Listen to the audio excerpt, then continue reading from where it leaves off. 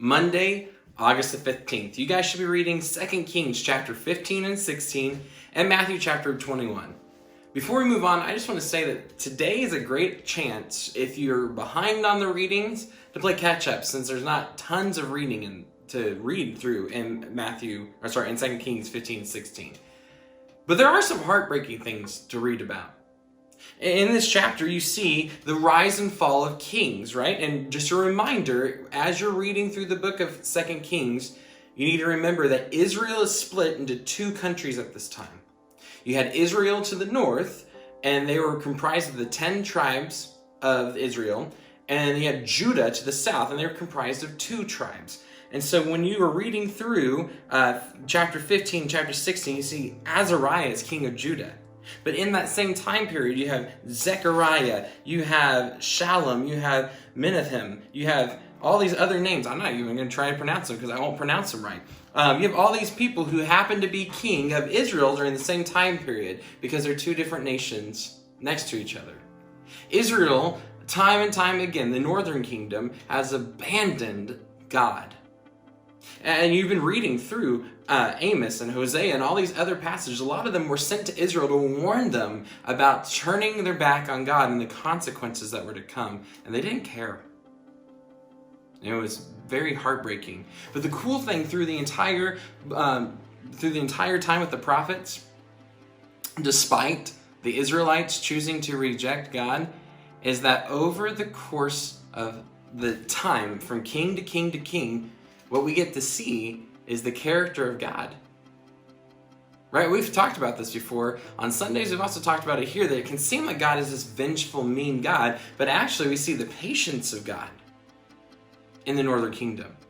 Because he gave them years after years after years and chance after chance after chance to turn around and come back to him, and they didn't, and so consequences happened.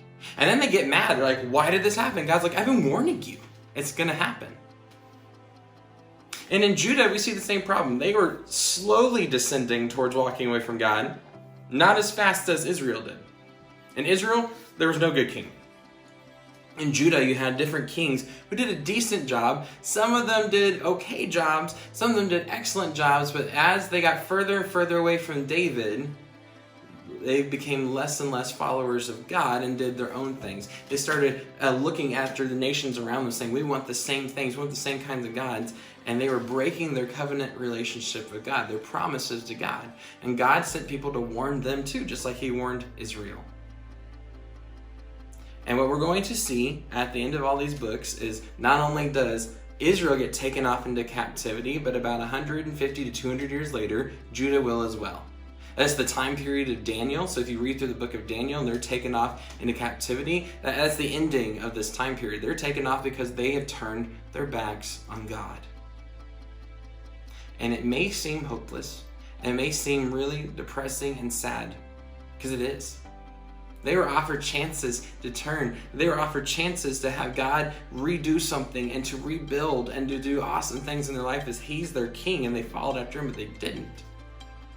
But what I like about today's reading, sometimes we get to read in the New Testament and Old Testament and they go together, and sometimes they don't. I think it's kind of cool what happens today. If you flip and read with me in Matthew chapter 21, what happens is Jesus is coming into Jerusalem.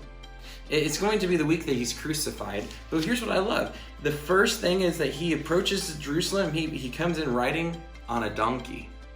And they hail him as this king.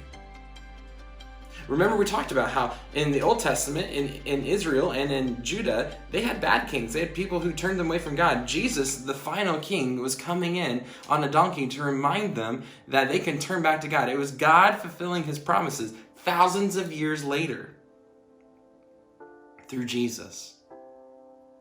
God showing up, even though Israel and Judah turned their backs on God. Even though they broke their promises, God remained faithful. His character of being a God who keeps his promises was seen, evident in Jesus. That's awesome. But what it reminds us is that sometimes we don't get to see in our lifetime the promises of God play out, because God is a lot more patient than we are, and it takes a long time sometimes. But he gives us chance after chance after chance, and it's a beautiful thing to turn back to him. And you know, it's just as well as I do, in Matthew chapter 21, Jesus comes riding in on a donkey. They hail him as king, and then 7 days later, they crucify him. He's dead, and then he's buried, and then he raises from the dead, because he is their king, whether they realized it or not.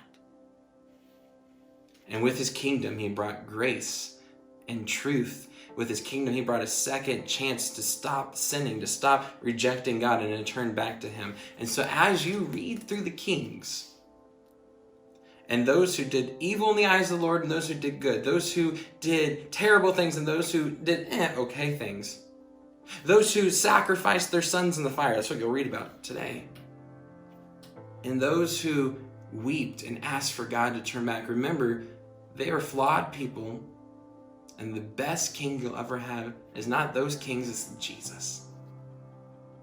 There is no person, no king, no political power greater than Jesus. Jesus is the best.